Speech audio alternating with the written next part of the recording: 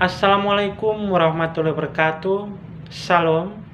Pada video kali ini saya akan menjelaskan secara singkat di mana materinya sudah saya rangkum, yaitu materi mengenai rekayasa perangkat lunak. Yang pertama saya akan menjelaskan mengenai perangkat lunak.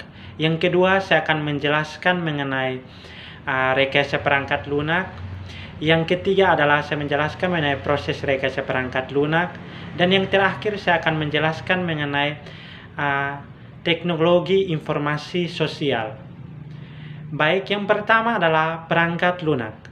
Perangkat lunak adalah program komputer yang tersosialisasi dengan dokumentasi. Dokumentasi seperti kebutuhan, model desain, dan cara penggunaannya.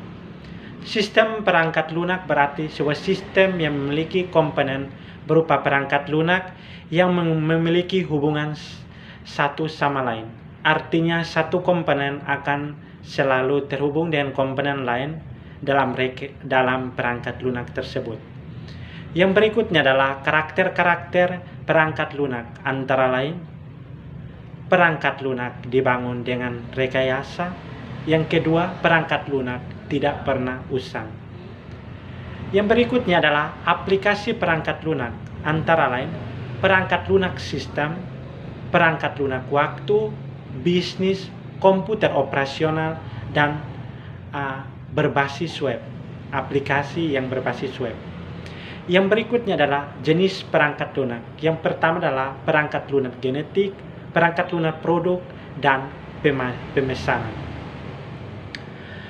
Yang kedua adalah rekayasa perangkat lunak. Merupakan pembangunan dengan prinsip atau konsep rekayasa dengan tujuan menghasilkan perangkat lunak. Artinya kita merekayasa perangkat lunak tersebut sehingga dia akan menjadi perangkat lunak yang bagus. Kriteria rekayasa perangkat lunak menyusun sebuah perangkat lunak antara lain. Yang pertama adalah dapat dipelihara, dapat diandalkan, efisien, dan sesuai dengan kebutuhan. Artinya kriteria salah satunya adalah sesuai dengan kebutuhan. Artinya kita merancang sebuah rekayasa perangkat lunak, kita harus sesuaikan dengan kebutuhan. Apakah kebutuhannya untuk pendidikan, apakah kebutuhannya untuk masyarakat, itu harus dibedakan. Sehingga tujuan rekayasa itu bisa efisien dan dapat diandalkan. Yang berikutnya adalah ada beberapa fase dalam rekayasa perangkat lunak. Yang pertama adalah koreksi, yang kedua adalah adaptasi, yang ketiga adalah perbaikan, dan yang terakhir adalah pencegahan. Tantangan dalam proses rekayasa perangkat lunak antara lain tantangan warisan, tantangan heterogenitas, dan tantangan pengiriman. Artinya, setiap dalam proses rekayasa pasti akan mengalami namanya tantangan. Tantangan adalah salah satunya adalah pengiriman. Jika kita mengirim salah rekayasa yang kita buat ke orang yang salah, maka akan berpotensi rekayasa yang kita buat bisa terbocor atau bisa tidak baik untuk diinformasikan. Yang berikutnya, yang ketiga adalah proses rekayasa perangkat lunak. Tahap dalam proses rekayasa perangkat lunak sebagai berikut. Contohnya skema, dalam bentuk skema. Pertama kita akan memulai. Setelah memulai, kita akan menganalisis. Setelah kita menganalisis, kita melakukan pengujian. Pengujian kita juga bisa melakukan namanya perancangan. Jika perancangan dan pengujian dari analisis rekayasa yang kita buat sudah bagus, sudah memenuhi syarat, maka kita bisa mengimplementasikan rekayasa yang kita buatkan itu. Secara umum, proses perangkat lunak terdiri atas pengumpulan spesifikasi, pengembangan validisasi, dan evolusi. Yang terakhir adalah teknologi informasi sosial. Sosial berarti interaksi. Artinya, rekayasa perangkat lunak membutuhkan interaksi juga.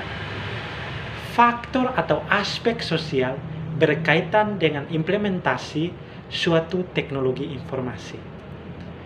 Hal-hal untuk mengembangkan perangkat lunak dalam teknologi informasi.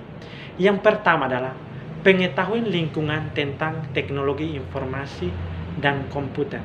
Kita harus mengetahui tentang pengetahuan lingkungan yang berkaitan dengan teknologi dan komputer. Yang kedua adalah pengetahuan mengenai budaya lokal di lingkungan yang akan dikembangkan rekayasa perangkat lunak. Kita harus mengetahui budaya lokal lingkungan tersebut sehingga pada saat pengembangan rekayasa perangkat lunak kita bisa jalankan dengan baik dan sesuai dengan kebutuhan. Yang terakhir adalah pengetahuan tentang apa saja yang bisa dibatasi dan yang tidak. Artinya kita harus mengetahui tahap pengetahuan kita mengenai apa yang kita harus lakukan mengenai rekayasa dan apa yang kita harus batasi sehingga rekayasa kita tidak terbocor ataupun bisa sesuai dengan kebutuhan. Ada beberapa konversi dan cara kerja yang lama dan kerja yang baru dalam sistem teknologi informasi sosial. Yang pertama adalah konversi paralel. Artinya dilakukan dengan melakukan beberapa waktu transisi di mana ada waktu kedua sistem berjalan waktu keperluan transisi. Artinya di mana sewaktu-waktu bisa waktu lama dan waktu terbaru bisa melakukan transisi dalam rekayasa. Yang berikutnya adalah konversi langsung. Dilakukan karena sistem lama secara ekstrim langsung diganti dengan sistem yang terbaru. Artinya sistem lama secara ekstrim sehingga kita langsung memulai dengan sistem yang terbaru. Yang berikutnya adalah konversi per fase. Dilakukan dengan pemindahan per fase itu sistem lama ke sistem baru dan tahap-tahap konversinya. Artinya kita melakukan tahap rekayasa perangkat lunak dengan memulai dengan fase yang pertama sampai fase yang terakhir sehingga berjalan dengan lancar. Dan yang terakhir adalah konversi pilot. Dilakukan dengan melakukan konversi per unit kerja atau per lokasi di dalam sebuah lingkungan kerja. Inilah rangkuman saya sedikit mengenai materi rekayasa perangkat lunak. Semoga bisa bermanfaat dan saya mohon maaf jika dalam menyampaikan rangkuman saya ada beberapa kata yang kurang bagus ataupun kurang lengkap. Saya minta maaf. Wassalamualaikum warahmatullahi wabarakatuh.